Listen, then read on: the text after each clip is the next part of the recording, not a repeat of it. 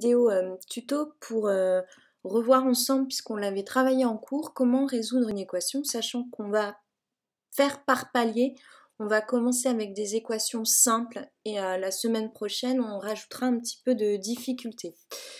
Je rappelle que pour résoudre une équation, on avait vu ça en cours, on avait travaillé les règles de transformation, donc je vais vous les réécrire et ensuite on se met au travail.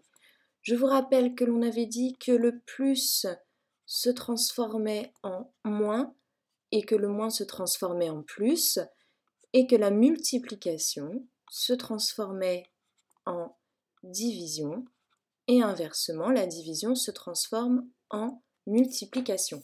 Je vous fais deux exemples de résolution qui seront à travailler cette semaine. Premier exemple, on peut avoir ce cas de figure, 4 plus x égale, par exemple 12. Donc l'objectif lorsque je résous une équation, ça va être d'isoler x, d'essayer de le laisser à gauche. Et on fait pour cela des passages, d'accord? On essaye de rassembler les termes entre eux. Donc pour isoler le x, je vais devoir déplacer le 4. Je vais donc le passer de l'autre côté. Ici, 4, c'est un nombre positif puisque je n'ai pas de signe ou quoi que ce soit. Donc quand je vais le déplacer, il se transformera en moins. Lorsque je déplace le 4, il ne me reste plus que x à gauche, donc je vais réécrire x. À droite, le 12, lui, n'a pas changé, donc je vais l'écrire. Et maintenant, le plus 4 que j'ai déplacé pour pouvoir l'enlever, finalement, il va se transformer en moins 4. Je finalise mon calcul et je détermine du coup la valeur de x qui sera de 12 moins 4, 8. Ça, c'était le premier cas de figure. J'efface et je vous montre un deuxième cas de figure. Alors, tac, tac, tac.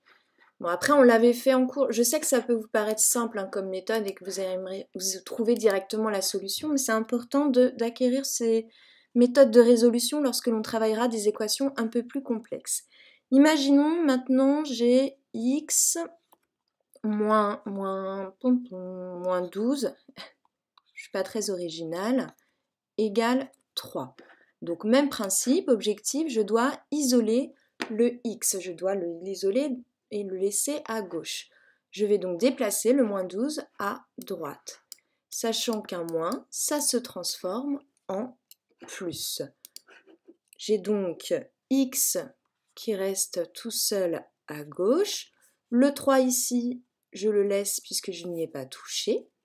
Et enfin, cette fois j'ai moins 12 et un moins se transforme en plus. Je vais donc écrire plus 12.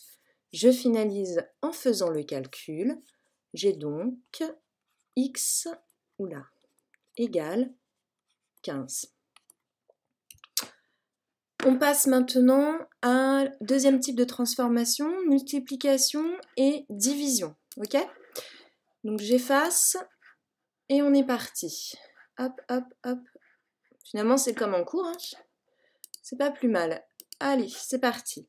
Cette fois, imaginons j'ai 4x égale 16.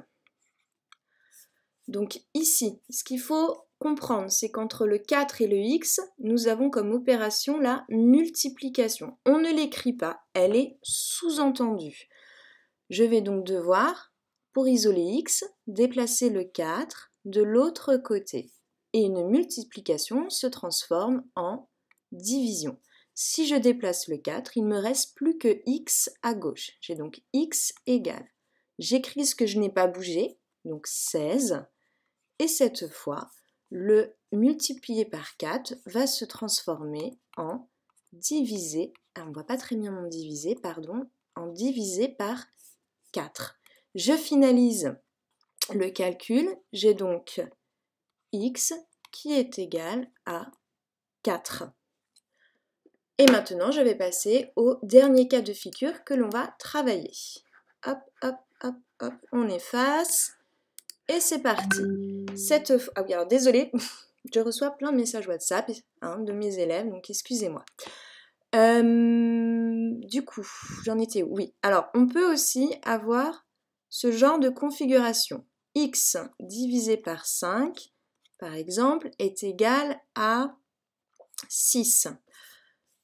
Ici, pour isoler x, je vais devoir déplacer le divisé par 5. Je rappelle que la barre ici, ça signifie diviser, c'est une fraction. On avait travaillé ça.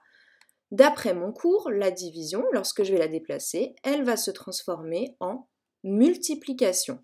Si je déplace mon 5 à gauche, il ne me reste plus que x égale, j'écris ce que je n'ai pas déplacé à droite, donc 6 qui n'a pas changé, et le divisé par 5, ah, il ne veut plus prendre mon rouge, 6 c'est bon, et le divisé par 5 va se transformer en multiplication.